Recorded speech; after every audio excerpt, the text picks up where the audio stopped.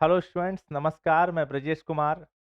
देखिए, BSc second year maths advance calculus book, Hindi में बोलते हैं इसको उच्च कलन, डॉक्टर एच के पाठक की किताब, जिस बुक को मैक्सिमम बच्चे लोग यहाँ यूज करते हैं पढ़ने के लिए।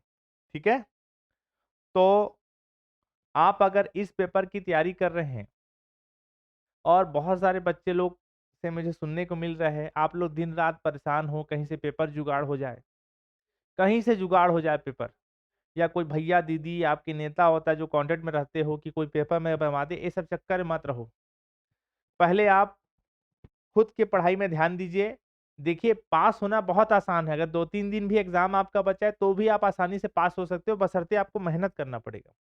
आपको एक दिन में 7 से 8 घंटा बैठ के पढ़ना पड़ेगा। एक सवाल मैं आपसे पूछता हूँ, आप मुझे बताइए कि आप दिन भर परेशान हो, चारों तरफ फोन दौड़ा रहे हो, दिन भर पेपर जुगाड़ करने के चक्कर में लगे हो कि कहीं से पेपर जुगाड़ हो जाए, या नेता दीदी भैया लगे हो इधर उधर जुगाड़, मानसिक तनाव हो रहा है, टेंशन, मेहनत तो उसमें भी लगता है ना, 10 जगह पेपर जुगाड़ करने में भी बहुत मेहनत लगता है।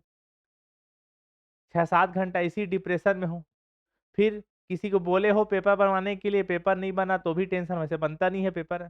उससे अच्छा है अपना मोबाइल को करो साइलेंट, और एक दिन में 8 से 9 घंटा पढ़ लो आप शांति से। मैं आपको गारंटी दे रहा हूँ, मैं आपको गारंटी दे रहा हूँ, आप पास हो जाएँगे आराम से। देखिए, नंबर अब बहुत अच्छे आएँगे, ये तो बहुत मुश्किल है क्योंकि शुरू से पढ़ना पड़ता है तब नंबर बहुत अच्छे आते हैं।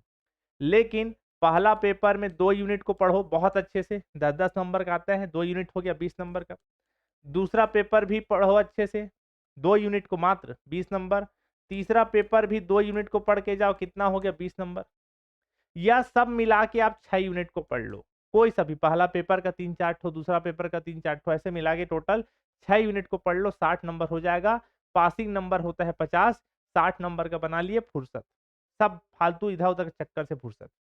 क्या ठीक, ये सब चीजें आपको समझाने की जरूरत नहीं है, सब बड़े हो गए हैं। मुद्दे पे आते हैं कि BSc second year maths doctor H के पाठक की किताब में मैं आपको कुछ क्लास पहले मैं आपको बताया था कि सबसे पहले आपको इसका यूनिट नंबर 5 पढ़ना है, बीटा गामा। आप सबसे अनुरोध है कि आप लोग मेरा वीडियो को लाइन से देखा करो। बीएससी सेकेंड ईयर का एक वीडियो मैं बना के डाल चुका हूं यूनिट नंबर 5 में, क्योंकि ये यूनिट ऐसा है जो लंबा है लेकिन सिंपल है, समझा जा सकता है आसानी से। मैं आपको ऐसे यूनिट पढ़ने की सलाह नहीं दे सकता जो लेंदी हो। समझ में आ रहा है? छोटा है लेकिन बहुत टफ है तो क्या मतलब, थोड़ा बड़ा है लेकिन सिंपल है तो पढ़ सकते हो आप। तो बीटा गामा बढ़िया चैप्टर है, इसको आप पढ़ लीजिए, आसान है।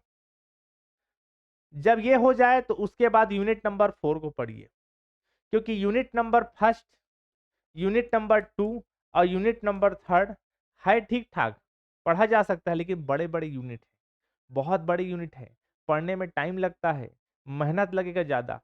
लेकिन यूनिट नंबर 5 के बाद यूनिट नंबर 4 को पढ़ लीजिए। हालांकि ये भी मैं जब क्वेश्चन बताऊंगा तो ये भी आपको बहुत लंबा लगेगा, लेकिन उतना लंबा नहीं है जितना unit number first second third है।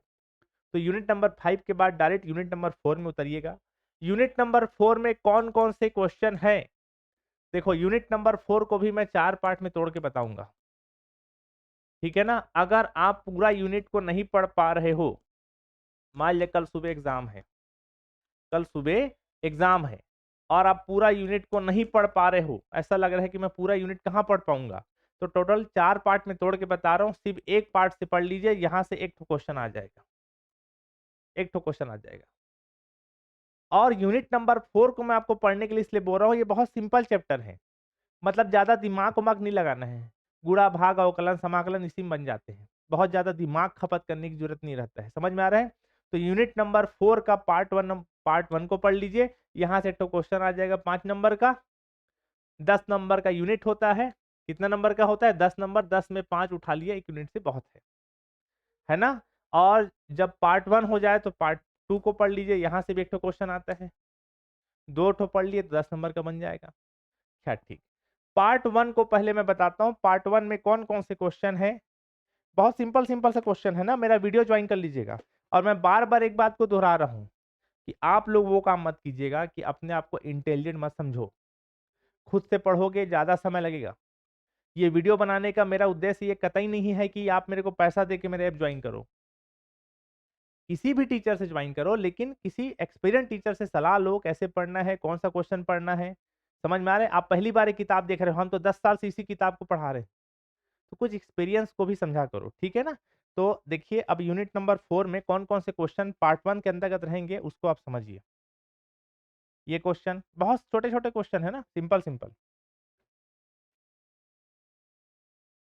इसको ईमानदारी से 2 घंटा भी पढ़ लिए ना, आराम से पार्ट 1 खत्म। 2 घंटा ज्यादा बोल दिया। 1.5 घंटा बैठोगे फटाफट हो जाएगा, छोटे छोटे क्वेश्चन है। ठीक है।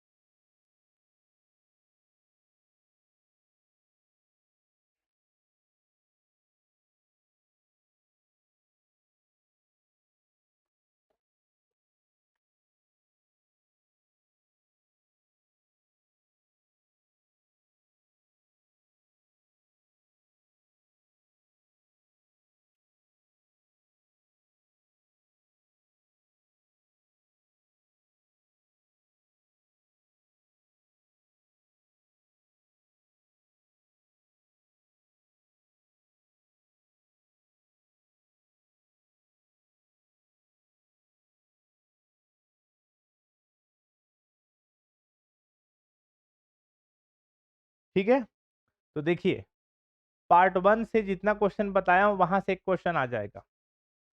आप यूनिट नंबर 4 को भली पार्ट 3 को और पार्ट 4 को मत पढ़ो। पार्ट 1 को पढ़ लो, यहां से एक ठो क्वेश्चन आपको मिल जाएगा, और पार्ट 2 में 4 क्वेश्चन बताऊंगा। इन चारों क्वेश्चन में से एक ठो क्वेश्चन आना तय है, आएगा ही आएगा। इसलिए पार्ट 1 और पार्ट 2 को कम से कम पढ़ लीजिएगा। पार्ट 3 4 को समय ना हो तो मत पढ़िएगा, लेकिन समय हो तो पार्ट 3 और पार्ट 4 को भी पढ़िएगा। ठीक है, चलिए पार्ट नंबर 2 में कौन कौन से 4 ठो क्वेश्चन मैं बोल रहा हूं, लाइन से है चारों क्वेश्चन, सब एक जैसा बनता है। देखिए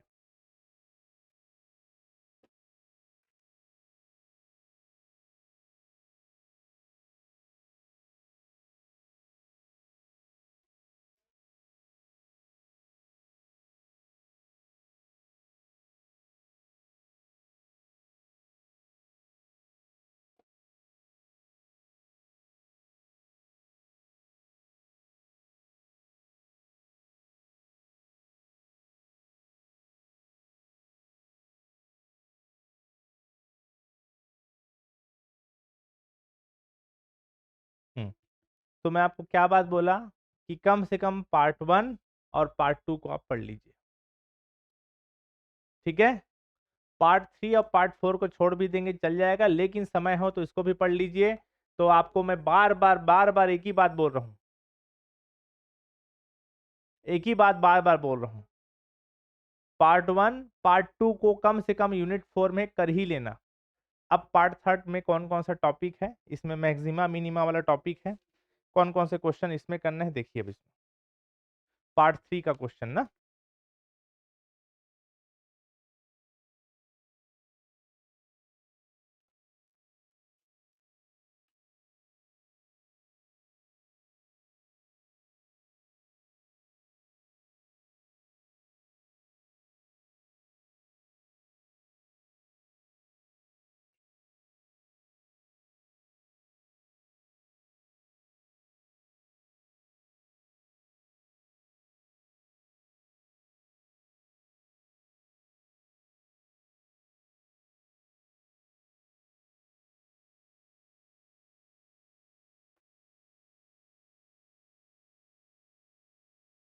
ठीक है।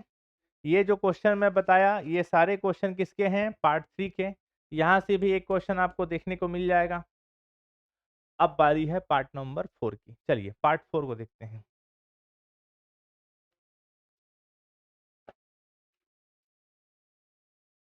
पार्ट 4 में कौन कौन से क्वेश्चन।